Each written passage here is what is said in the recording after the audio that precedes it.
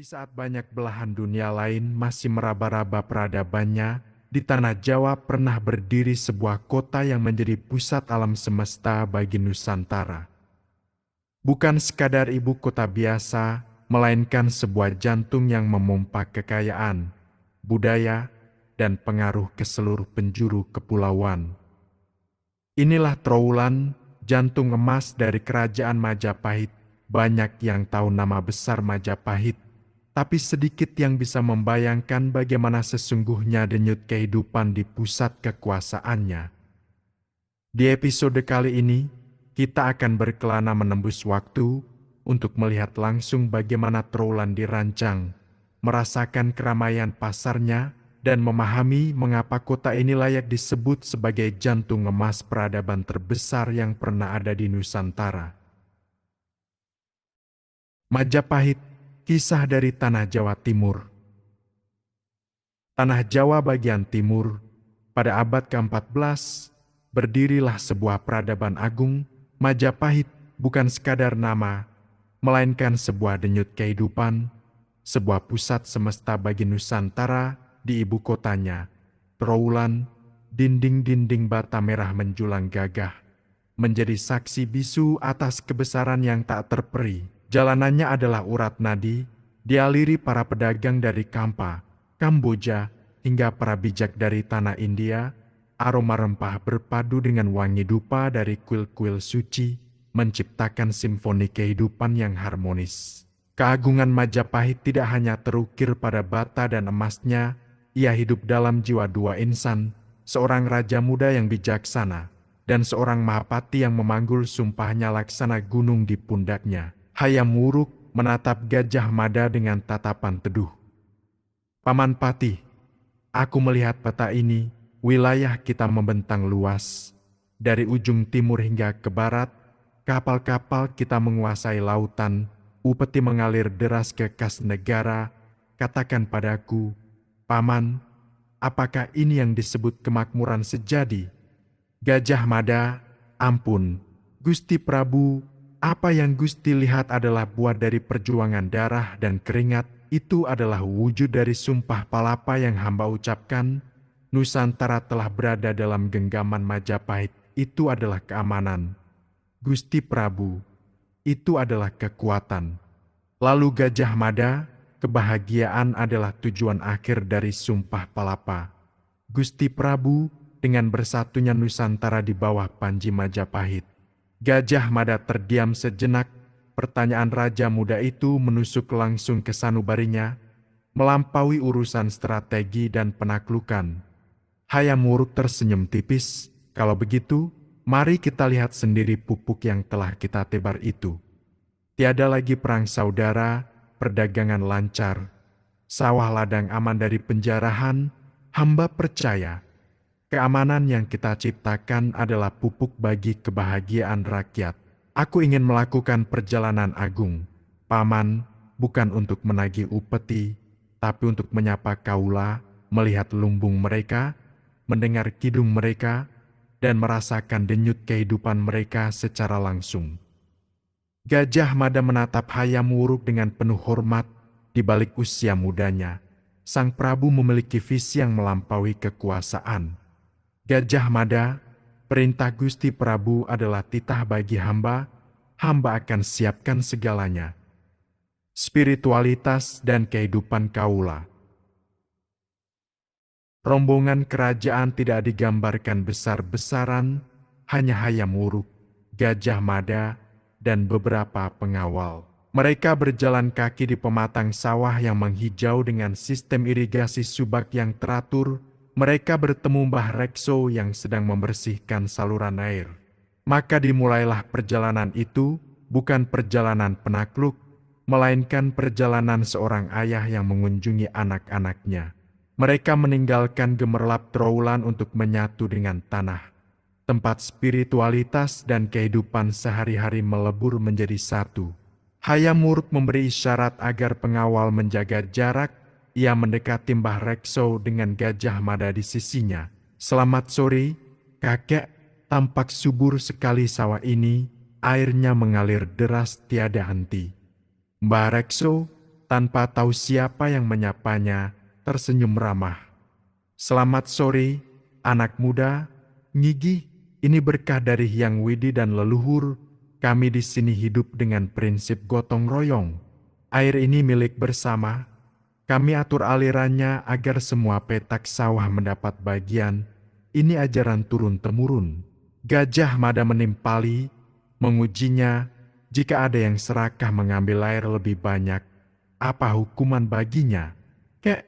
Mbah Rekso berhenti bekerja, menatap Gajah Mada dengan tatapan tuanya yang jernih. Hukuman terberat bukanlah denda atau pukulan. Raden, hukuman terberat adalah rasa malu pada tetangga dan rasa takut pada Dewi Sri Dewi Padi. Jika ia serakah, padinya tak akan berisi, tanah akan menolaknya. Kami percaya, alam ini punya jiwa, ia melihat, ia merasakan, itulah hukum kami. Hayam Wuruk tersenyum penuh makna, lalu menatap Gajah Mada. Ini adalah kearifan yang tidak tertulis di lontar-lontar istana. Sebuah hukum yang dijaga oleh hati nurani, sungguh agung. Bolehkah kami beristirahat sejenak di gubuk kakek? Monggo, monggo, maafkan orang tua ini tidak mengenali. Mari, gubuk saya tidaklah mewah. Hanya ada singkong rebus dan air kendi. Di sebuah candi kecil di lereng gunung malam hari. Hayam Wuruk dan Gajah Mada berada di pelataran sebuah candi peninggalan yang terawat baik oleh warga. Cahaya bulan purnama menerangi relief-relief dewa. Keyakinan Siwa Buddha menyatu dengan indah. Dewa Siwa sebagai perusak dan pencipta ulang, berpadu dengan welas asih Sang Buddha, sebuah konsep toleransi yang menjadi pilar kebesaran Majapahit. Hayam Wuruk menyentuh sebuah relief yang menggambarkan dewa. Gajah Mada menjawab, "Benar, Gusti Prabu, selama ini hamba mungkin terlalu sering menghunus pedang. Sumpah Palapa membuat hamba fokus pada kekuatan, pada penyatuan wilayah." Hayam Wuruk berkata, "Sumpah itu tidak salah. Paman, ia telah memberi kita wadah yang besar bernama Nusantara. Sekarang, tugas kita bersama adalah mengisi wadah itu dengan welas asih, dengan kemakmuran yang dirasakan oleh Mbah Rekso tadi. Wadah tanpa isi akan terasa hampa. Hamba mengerti, Gusti Prabu, genggaman Majapahit bukanlah untuk mencekik, melainkan untuk merangkul." Di lokasi Pendopo Agung Majapahit seminggu kemudian, Gajah Mada menunduk dalam, beban di pundaknya terasa sedikit lebih ringan, tergantikan oleh pemahaman baru. Ia tidak lagi sendirian memikul sumpahnya, visi rajanya telah menyempurnakannya. Hayam Wuruk dan Gajah Mada kembali berada di pendopo. Wajah mereka tampak lebih cerah. Di hadapan mereka, para seniman, sastrawan, dan ahli pengairan berkumpul. Perjalanan itu mengubah segalanya. Sang Prabu tidak hanya membawa cerita, tapi juga membawa perintah baru, perintah untuk mengukir keagungan, bukan hanya dengan senjata, tapi dengan budaya. Hayam Wuruk berbicara kepada yang berkumpul, "Saudara-saudaraku, para penjaga jiwa Majapahit, aku telah melihat kekayaan sejati negeri ini. Catatlah setiap detail perjalanan kita, setiap keindahan candi, setiap senyum rakyat, agar anak cucu kita tahu betapa agungnya peradaban ini." Kepada para ahli pengairan, pelajarilah sistem irigasi di desa-desa, sempurnakan dan sebarkan ke seluruh wilayah kekuasaan kita, agar tak ada lagi sawah yang kering. Kepada para seniman, ciptakanlah gamelan dan tarian baru yang menceritakan kepahlawanan dan juga kedamaian. Biarlah budaya kita menjadi perekat Nusantara. Semua yang hadir bersorak gembira. Gajah Mada berdiri di sisi Hayam Wuruk, tersenyum tipis. Ini adalah wujud baru dari sumpahnya. Trawulan pada sore hari, Hayam Wuruk dan Gajah Mada berdiri di menara pengawas, menatap ibu kota yang bermandikan cahaya senja. Di kejauhan, terdengar sayup-sayup suara gamelan yang sedang berlatih. Gajah Mada menghadap. Gusti Prabu telah memberikan jiwa pada Sumpah Palapa.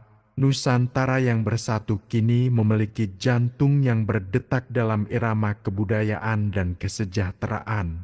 Ini adalah kerja kita bersama, Paman, kerjamu untuk menyatukan raganya, dan kerjaku untuk mengisi jiwanya.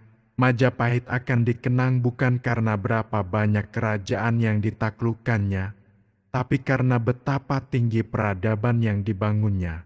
Dan begitulah, di tanah Jawa Timur, sebuah imperium mencapai puncak keemasannya, dipimpin oleh sinergi luar biasa antara seorang raja visioner dan seorang pati yang setia. Kerajaan itu mungkin telah runtuh oleh waktu, namun gema genggaman Majapahit yang merangkul itu, akan selamanya abadi dalam jiwa dan budaya Nusantara.